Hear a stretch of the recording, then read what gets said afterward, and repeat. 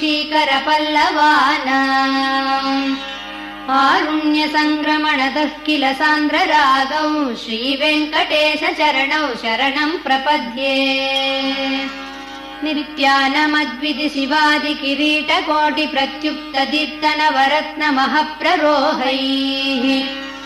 नीराजनाविधिमुदारमुपादधानौ श्रीवेङ्कटेशचरणौ शरणम् प्रपद्ये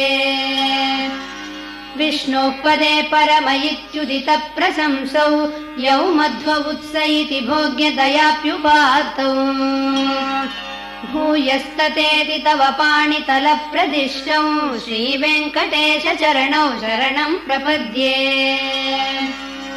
पार्थाय तत्सदृशसारथिना त्वयैव यौ दर्शितौ स्वचरणौ शरणम् व्रजेति भूयोऽपि मह्यमिह तौ करदर्शितौ